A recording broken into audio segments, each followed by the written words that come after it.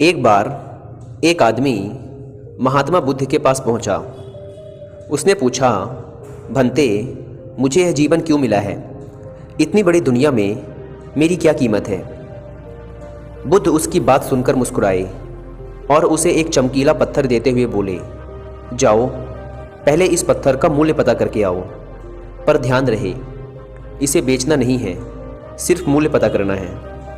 वह आदमी उस पत्थर को लेकर एक आम वाले के पास पहुंचा। उसे पत्थर दिखाते हुए बोला, इसकी क्या कीमत होगी?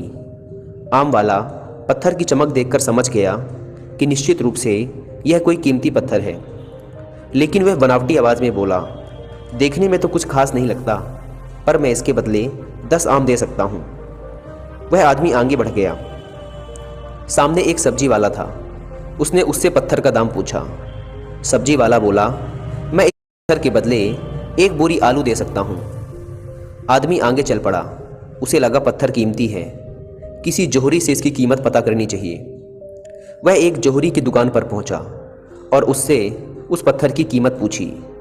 जोहरी उसे देखते ही समझ गया कि यह बेशकीमती रूबी पत्थर है, जो बहुत ही किस्मत वाले को मिलता है।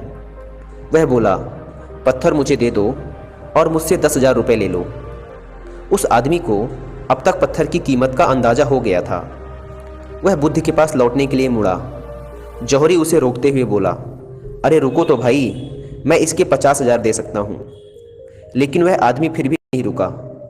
जौहरी किसी कीमत पर उस पत्थर को अपने हाथ से नहीं जाने देना चाहता था। वह उछलकर उसके आगे आ गया और हाथ जोड़कर बोला, तुम यह पत्थर मुझे दे दो, मैं 1 लाख रुपए देने को तैयार हूँ। वह आदमी जौहरी से पीछा छुड़ाकर जाने लगा। जौहरी ने पीछे से आवाज़ लगाई, यह बेशकीमती पत्थर है, अनमोल है, तुम जितने पैसे कहोगे मैं दे दूंगा। यह सुनकर वह आदमी हैरान परेशान हो गया।